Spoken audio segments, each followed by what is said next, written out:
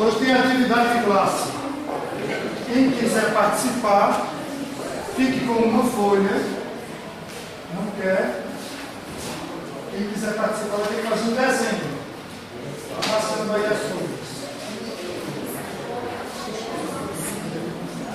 Vamos fazer um desenho rápido enquanto a gente faz a revisão aqui. A gente vai ter 11h15. Todo mundo pegou uma folha? Não pegou? Mas vai chegar para você. Quem quer lápis? Quem quer caneta? Quem é bom de desenhar, desenha de caneta. Quem gosta de caprichar, apagar, tem lápis e borracha. Vamos. Eu preciso de um monitor para a classe aqui. Pronto, vamos passando aqui. Caneta, para quem quer caneta. Vivi, separa aí. Distribui para mim, por favor. Leve para desenhar. Pegaram as borrachas, quem quiser borracha.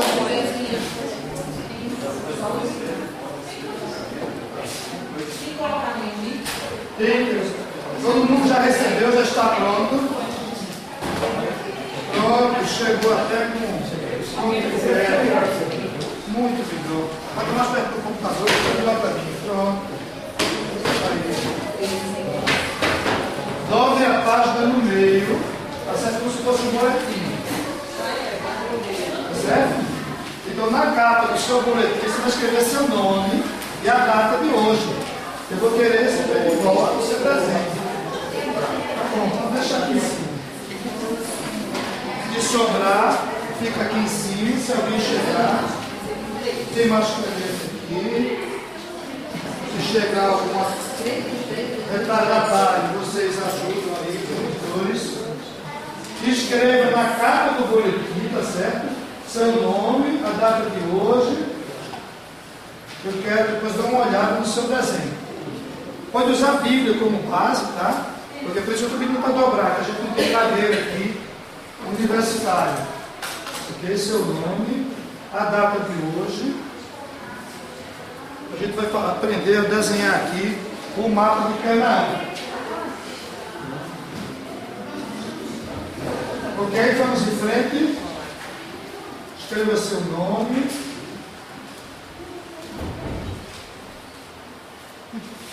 Agora, aqui dentro, na parte interna, certo? Você escreveu seu nome na página 1. Na página 2, se você quiser desenhar código, mas eu não recomendo que você já escreveu aqui. Aqui você pode dobrar ao contrário agora e você vai desenhar na página 3. Tá certo? Dobra ao contrário e você vai desenhar agora aqui na página 3. Na página 1 fica seu nome, na página 2 não fica nada. E na página 3 você vai desenhar. Tá certo? Quem não quiser desenhar, vai apenas olhar. Ok? Até aí tudo bem? Então, qualquer coisa, diga misericórdia, você que se atrasou. Veja mais ou menos o centro da sua página e faça isso, ó. Dividiram em duas bandas. Tá certo? Lélia já dobrou a página no meio. Design é outro passo, né? Pronto. Isso não quer não, mas é? Pô, rapaz, está aqui, ó.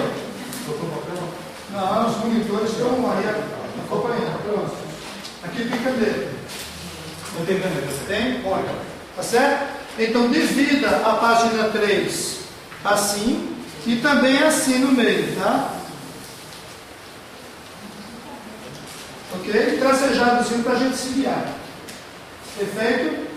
Quem quiser dar uma afilada, depois eu vou dar uma dica lá no final da nossa Bíblia, tem um desenho disso, mas vamos fazer assim. Então, ok? Todo mundo já dividiu em duas metades.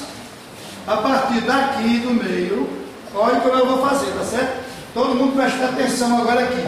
Eu vou sair daqui e vou chegar aqui na metade da metade, tá certo? Vou fazer assim, ó, presta atenção. Todo mundo presta atenção aqui agora, senão não vai acompanhar depois que eu fazer. Para um pouquinho aí. Desce assim, assim, assim e chega aqui. Tá certo? Desenhe isso aí. Desenhou? Não capriche demais não, viu? Não precisa ter puxa vida, ficou mais arredondado do que o dele, menos arredondado. Não. Do jeito que você puxar daqui, descendo, chegando aqui nessa metade da metade aqui, fica de bom tamanho. Aqui você faz umas ondinhas. Aqui. Umas ondinhas. Isso aqui é o mar que na Bíblia a gente vai conhecer ele como Mar Grande ou Mediterrâneo. Ok? Faça suas ondinhas aí, escreva Mar Mediterrâneo.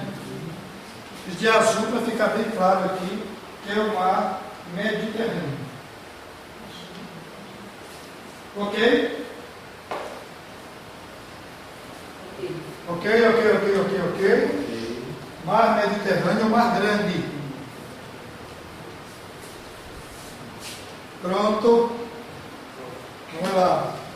Então aqui, dessa metade, tá certo? Preste atenção agora aqui.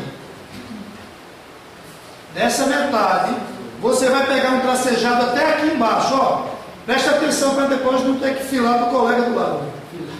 Faz um tracejado. Não cole não cole. Pronto. Faça assim um tracejado da metade daqui de cima até o centro da folha aqui embaixo.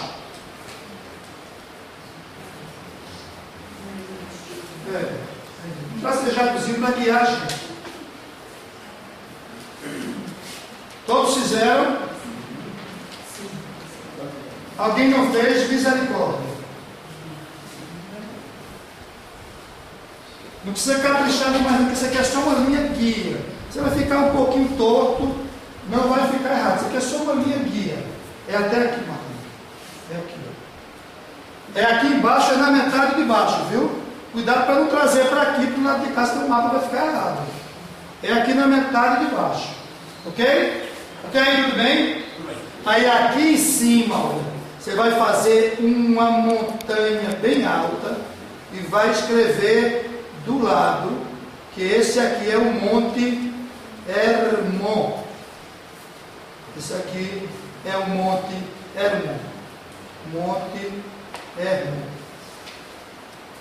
Lá em cima, na terra de Canaã, Deus providenciou na sua geografia o Monte Hermon.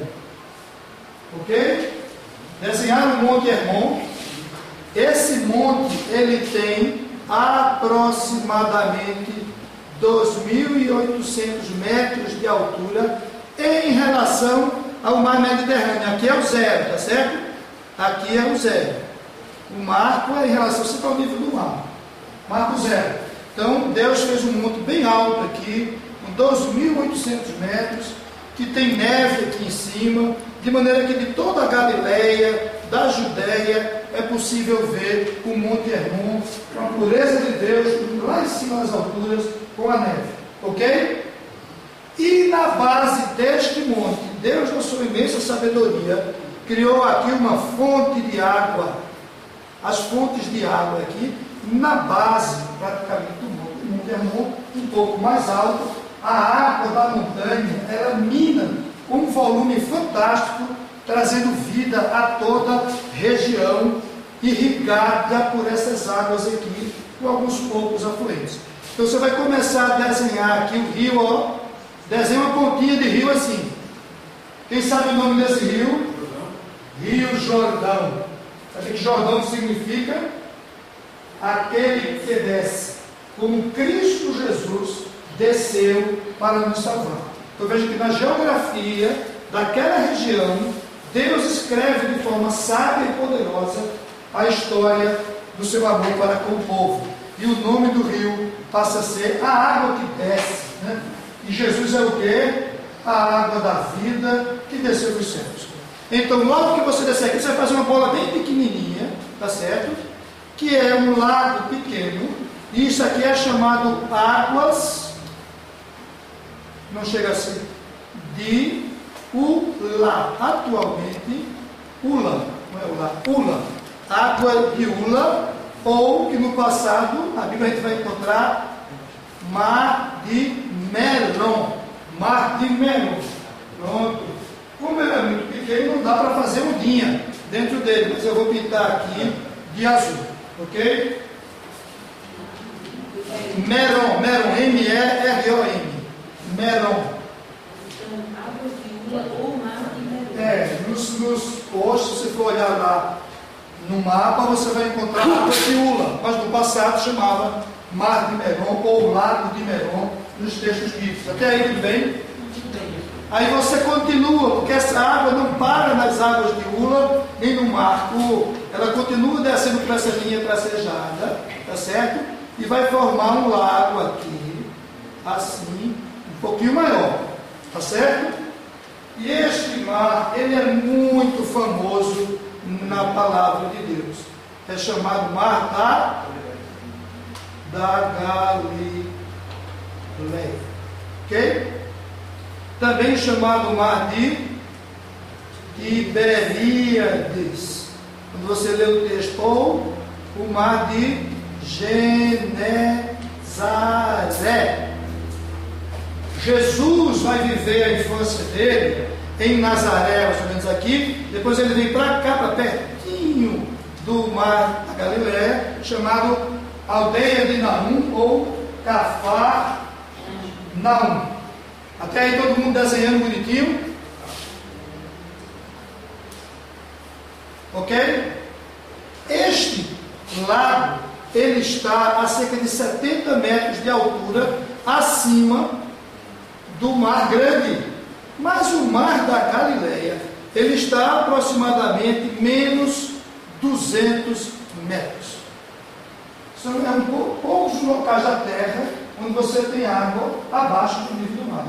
O Mar da Galileia está a 200 metros negativos em relação ao nível do mar nos oceanos. Ok?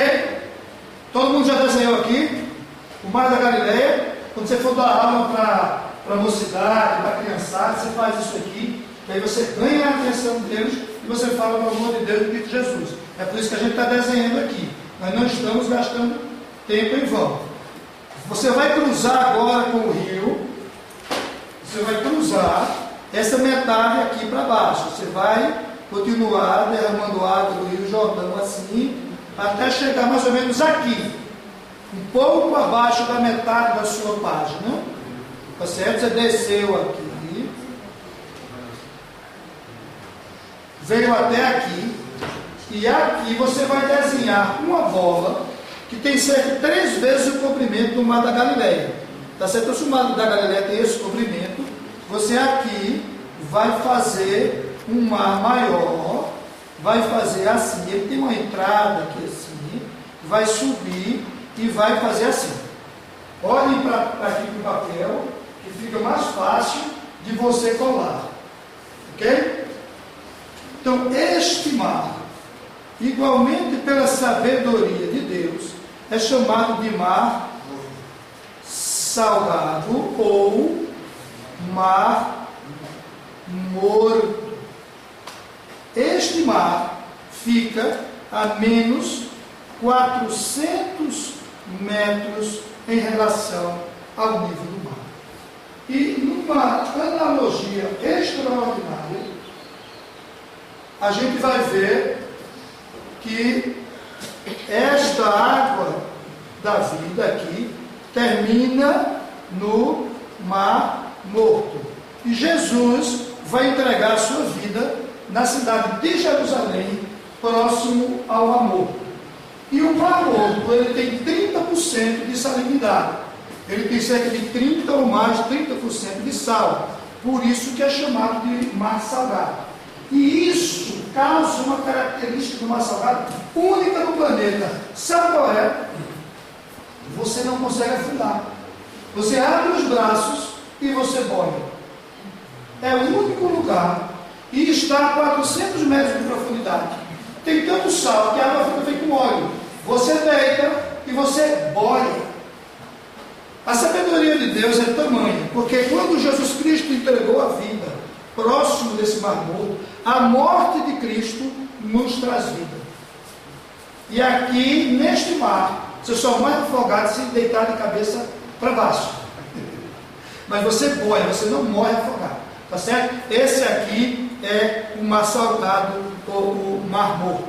Até aí tudo bem? Olha, terminamos o nosso mapa, viu?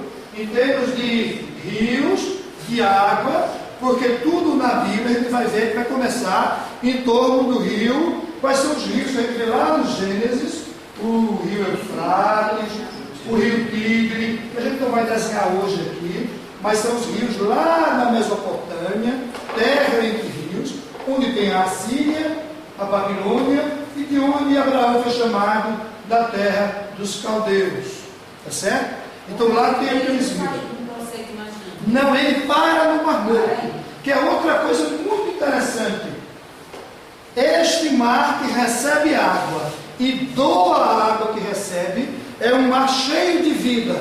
Mas esse aqui, que recebe tudo para ele e não dá nada para ninguém,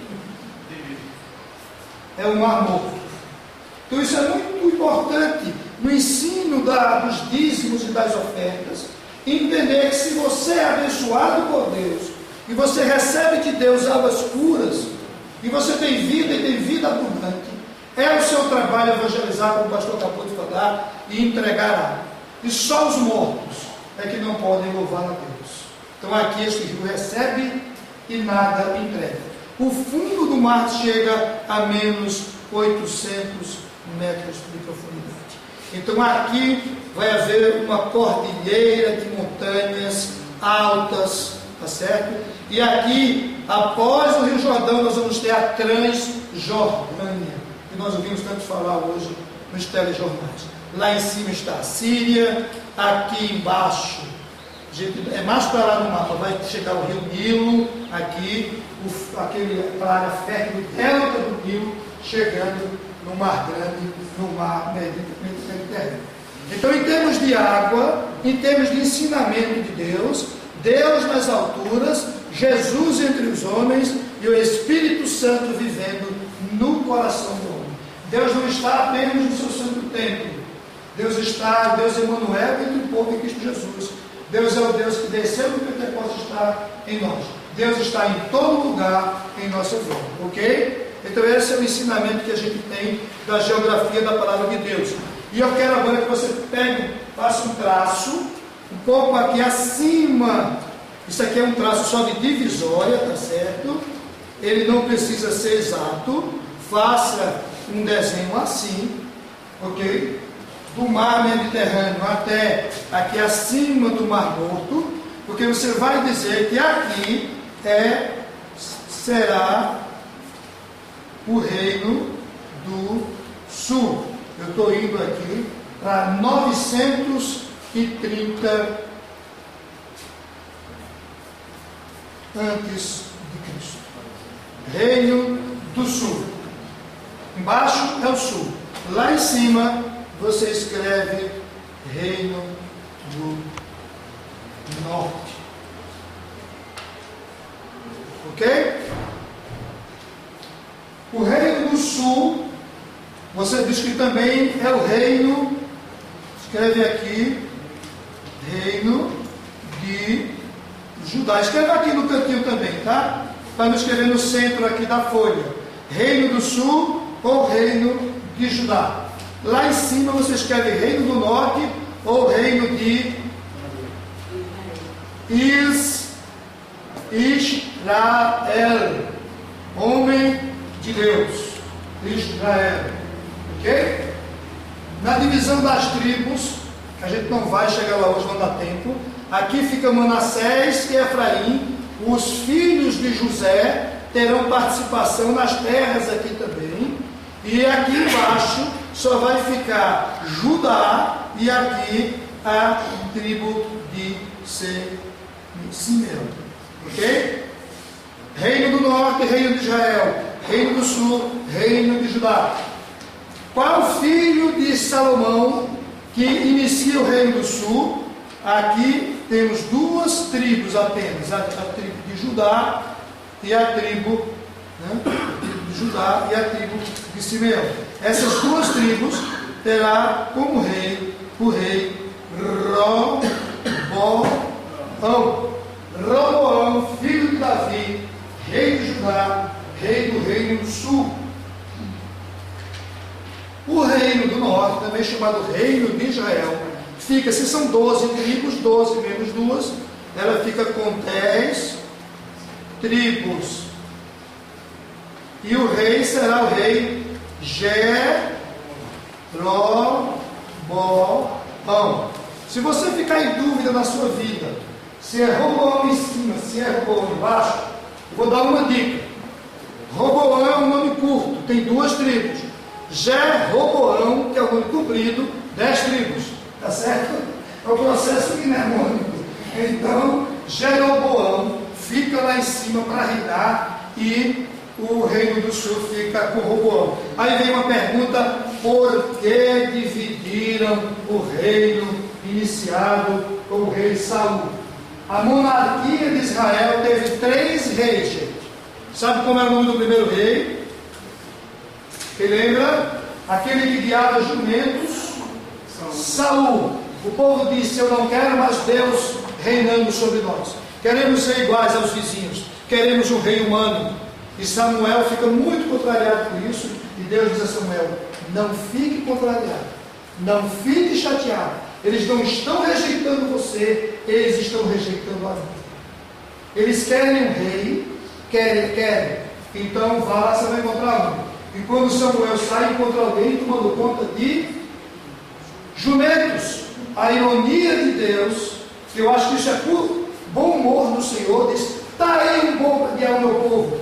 É Saul e unge ele também. E aquele guia de jumentos vai guiar o povo por 40 anos. Só que ele desobedece a Deus, ele sacrifica no lugar de sacerdote. Ele estabelece uma lei que o exército tem que jejuar. E não era para jejuar. Aí ele diz que quem comer morre, o filho dele come. Aí ele diz: já que foi meu filho que comeu, vou dar um jeitinho aqui na lei. E cancela a lei, fica desmoralizado.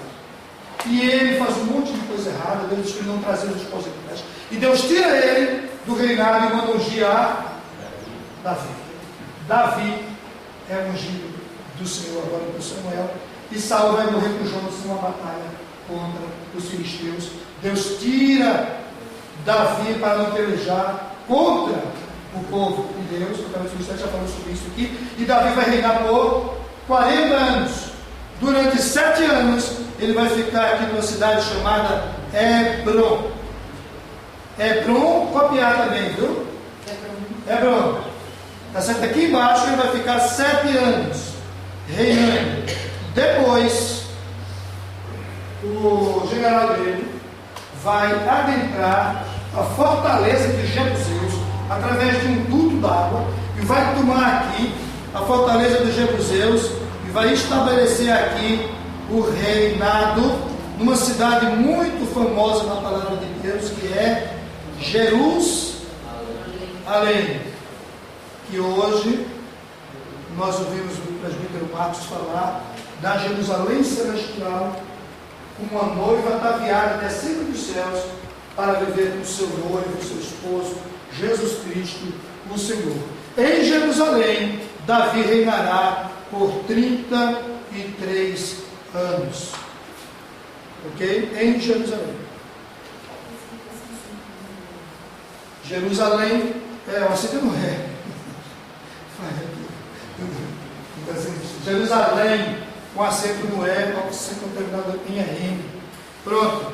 Então aqui, Davi reina, mas o seu filho aqui vai construir o templo. Davi é homem de guerra, quer construir, não pode construir o templo. E quem é o filho de Davi que vai construir o templo em Jerusalém? Salomão, o grande Salomão, o homem que pede a Deus sabedoria, não pede riqueza e longevidade. E Deus, além da longevidade e riqueza, dá a ele a sabedoria que ele pediu para julgar retamente o povo de Deus. Que bênção! Que homem de Deus! O que é que ele começa a fazer para expandir o seu reino? Contratos políticos. Como é que ele faz os contratos políticos? Casando com as mulheres dos outros reinos. Então ele vai ter quantas esposas? 700 esposas, mais 300 concubinas. Então não era porque ele tinha nenhum desequilíbrio na área amorosa, não. É porque eram contratos políticos. Quando ele casava com o reino, ele dizendo: então esse rei agora é meu parceiro, porque eu peguei, digamos, a filha dele é minha esposa. Então ele começou a fazer esses acordos políticos. A gente tem que ter muito cuidado na vida da gente profissional, que a gente às vezes começa a fazer acordos com pessoas que não são pessoas de Deus, e que não é da vontade de Deus que se façam esses acordos. Então Salomão começa a conviver com essas mulheres trazem suas religiões. Geralmente a mulher arrasta o marido para a religião dela, e o marido tem que saber disso, ter cuidado, porque Deus colocou o homem para governar a casa, e é dele que vai cobrar a responsabilidade, em amor, tá certo? Essa brincadeira que a gente diz, quem manda em casa, quem não manda em casa, para Deus, ele vai cobrar o resultado da sua família ao marido. Então o marido deve ter isso em amor com a sua esposa, mas deve governar bem a sua casa. Quando não fazem, geralmente a família não vai bem, tá certo? Então Salomão vai começar a se prostituir, porque ele vai começar a adorar outros deuses, inclusive ao Deus morto. A ponto de alguns teólogos chegarem a dizer, ninguém pode comprovar isso, que Salomão não teria sido salvo, porque sendo tão abençoado, como é que ele poderia ter renegado o seu próprio Deus e adorar Moloque, e sacrificar e fazer todas aquelas coisas erradas aos deuses? Mas não vamos entrar nesse mérito. Aí o que aconteceu com essa idolatria, com essa prostituição, que existia a prostituição sagrada, onde a mulher ia para um templo para se prostituir, e isso era muito comum nos povos em torno de Israel, e toda essa maldade da idolatria de Salomão vai reinar por 40 anos, 40 de Saul, 40 de Davi, 40 de Salomão, 120 anos, tá certo? Então o que vai acontecer aqui? O reino será dividido. Quando Salomão morre, Roboão diz, eu sou rei.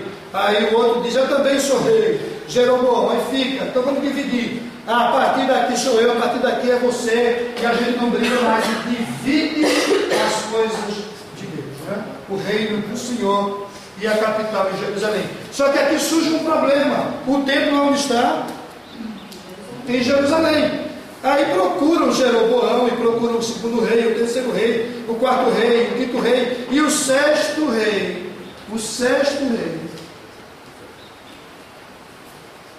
ele vai tomar uma decisão drástica. Ele vai dizer, não dá para ter o templo em Jerusalém, nós temos que ter templo aqui eu acho que o nome desse rei era Ornim. Depois a gente vê o nome exato, Ornim, é uma coisa assim. Então ele diz, vamos criar então um local para cultuar a Deus, vamos fazer uma cidade. Aí você, olha, aqui acima de Jerusalém, você vai desenhar uma cidade e vai chamar ela de Betel, tá certo? Então o nosso reino agora tem um local para adorar, vamos adorar em Betel.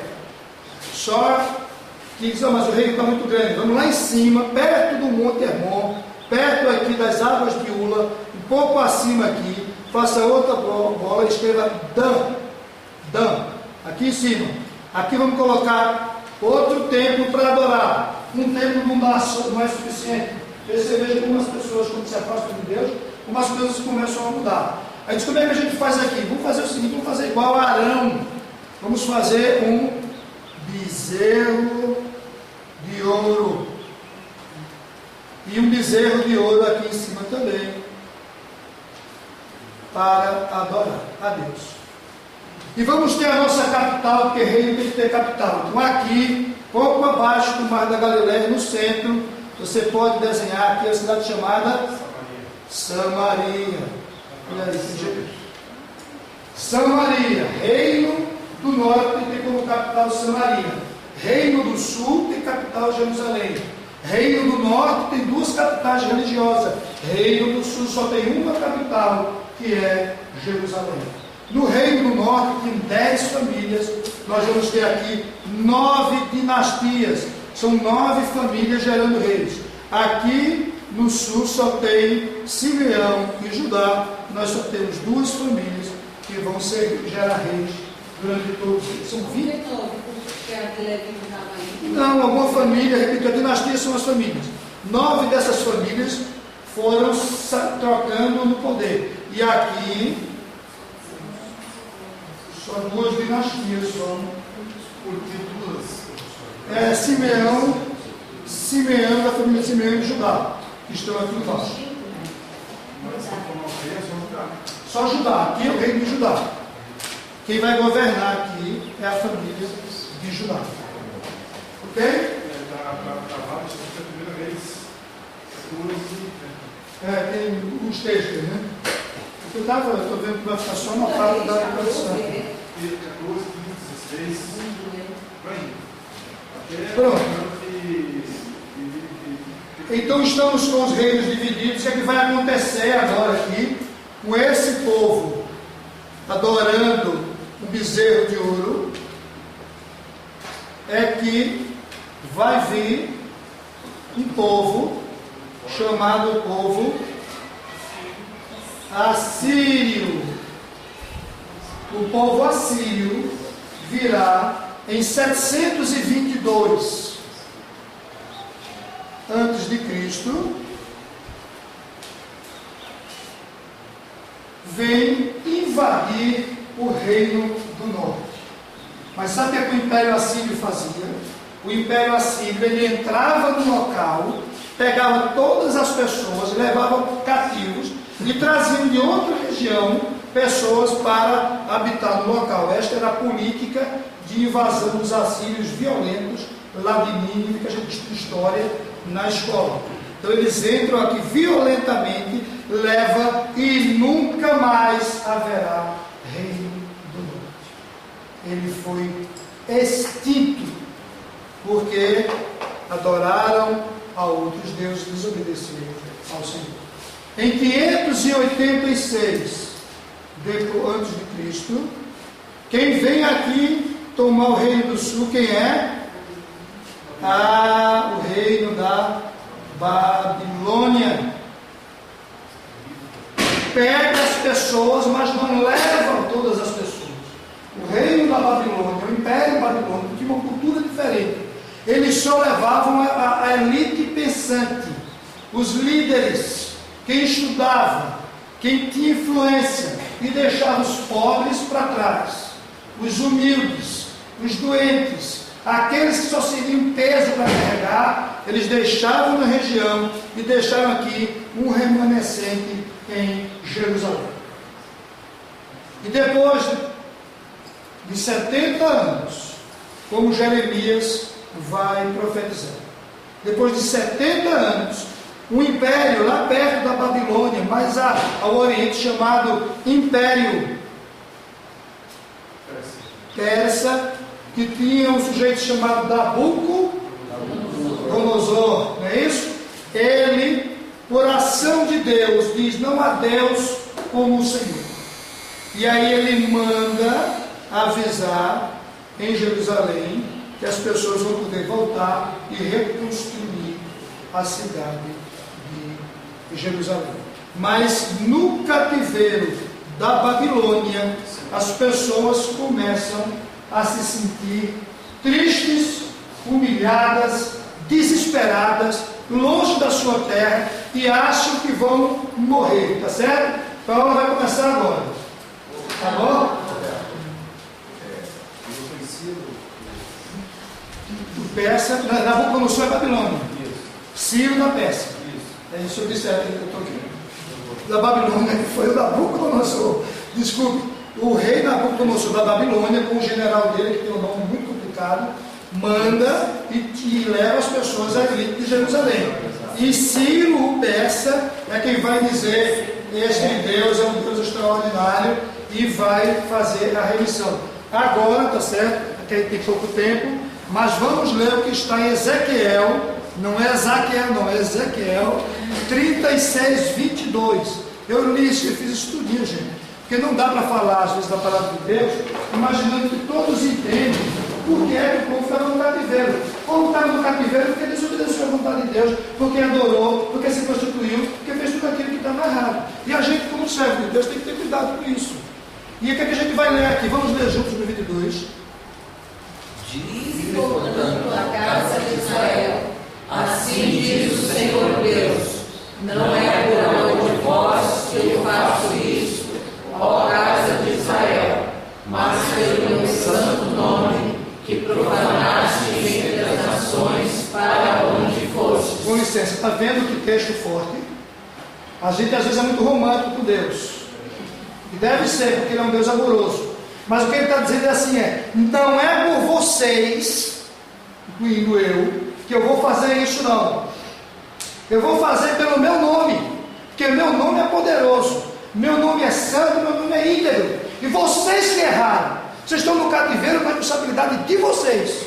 Agora, como eu tenho um nome a zelar, para que no futuro as pessoas saibam que eu sou o Senhor, eu vou agir. Então a gente tem que ter muito cuidado, até quando a gente chega na igreja, só quem leva paulada é quem vem para o culto. Aí a gente diz assim, gente, vocês, cuidado, né? Graças a Deus, vocês são homens e mulheres que têm buscado na casa de Deus ser santo e viver em santidade das suas vidas. Mas tem muita gente que se diz cristão e não dá a mínima para esse nome, vive em corrupção de vida. E Deus diz, olha, você agora vai ficar de castigo para você aprender. Quando você suplicar, eu vou tirar você dessa situação, pelo meu nome que você carrega. É isso que ele está dizendo aqui, através do profeta Ezequiel. E no 23 ele diz assim, eu reivindicarei, eu vindicarei, eu demandarei a santidade do meu grande nome, que foi o quê? Profanado entre as nações, o qual profanaste no meio delas. As nações saberão que eu sou o Senhor, diz o Senhor Deus, quando eu vindicar a minha santidade perante esses povos terríveis. Tomar-vos-ei de entre as nações e vos congregarei de todos os países, como fez depois da Segunda Guerra Mundial. Veja quanto tempo levou isso. E vos trarei para a vossa terra. Então colocarei sobre vocês, lavarei vocês com água pura, e ficareis limpos, purificados de todas as vossas o quê? Imundícias, de todos os vossos ídolos purificarei. Dar-vos-ei coração novo, porém dentro de vós o quê? Espírito novo. Tirarei de vocês um coração de quê? De pedra, porque eu só tenho um coração de pedra para fazer isso com o próprio Deus. E vos darei coração de carne. Porém dentre vós o quê? Dentro de vós o meu espírito, como fez em Pentecostes, que andeis nos meus estatutos, guardeis os meus juízos e observeis. Só consegue se o Espírito de Deus fizer em nós. Nós não conseguimos. Aí diz assim, livrar-vos-ei de todas as vossas imundícias, farei vir o trigo e multiplicarei, e não trarei fome sobre vós. Multiplicarei o fruto das árvores, a novidade do campo, para que jamais recebais o opróbrio da fome entre as nações. Então vos lembrareis dos vossos maus caminhos e dos vossos feitos que não foram bons. Tereis nojo de vós mesmos por causa dos vossos pecados, da imundícia, dessa abominação que é a adoração a outro Deus, prostituição e tudo mais. E novamente ele diz o que? Vamos ler junto? Não é por amor de vós, fique bem entendido, que eu faço isso, diz o Senhor Deus, envergonhai-vos e confundi-vos por causa dos vossos caminhos, ó casa de Israel. Assim diz o Senhor Deus, o dia em que eu vos purificar de todas as vossas iniquidades. Então farei que sejam habitadas as cidades e sejam edificados os lugares desertos, como já acontece hoje aí pela televisão, né? Lá em Israel. Lavrar-se-á a terra deserta, em vez de estar desolada aos olhos de todos os que passam. Disse-á, esta terra desolada ficou como o jardim do Éden. As cidades desertas, desoladas e ruínas estão fortificadas e habitadas, como hoje a gente vê. Então as nações que tiverem restado ao redor de vós saberão o quê? Que eu, Senhor, edifiquei as cidades destruídas e replantei o que estava abandonado. Eu, Senhor, disse e eu farei. Eu disse e eu farei. Então quando Deus diz, é autoridade e poder para realizar, e ele fez. Depois da Segunda Guerra Mundial, todo o povo voltou à Terra Santa, e onde era deserto, hoje tem matas, tem plantações e tudo mais, e todos os povos em torno hoje dizem, isso é extraordinário. É isso que acontece, né? Como um rebanho de santos, o rebanho de Jerusalém, nas suas festas fixas, assim as cidades desertas se encherão de rebanhos de homens, e saberão que eu sou o Senhor. A gente entendeu agora, porque a gente desenhou o mapa, esta corrupção, e aí a gente vai ver Deus restaurando o seu povo. Se tivesse tempo, eu entraria em Ezequiel 37:1, que é um dos textos mais fortes da palavra de Deus, com relação à ressurreição dos mortos. Porque o povo se sentia tão ruim que eles achavam que iam ser sepultados e a história ia acabar. Em 37, Deus vai mostrar ao profeta que num vale de ossos secos, ele cria o corpo e coloca o seu espírito no corpo, e diz assim: eu farei com a casa de Israel. Quem está em Cristo Jesus há de ressuscitar dentro do corpo. Nós não vamos avançar não, são 11h17, eu acho que foi bom. Eu quero ver o mapa de todo mundo, por favor, me devolvam, que vai ter nota. Pois o mapa, cumprimos o horário.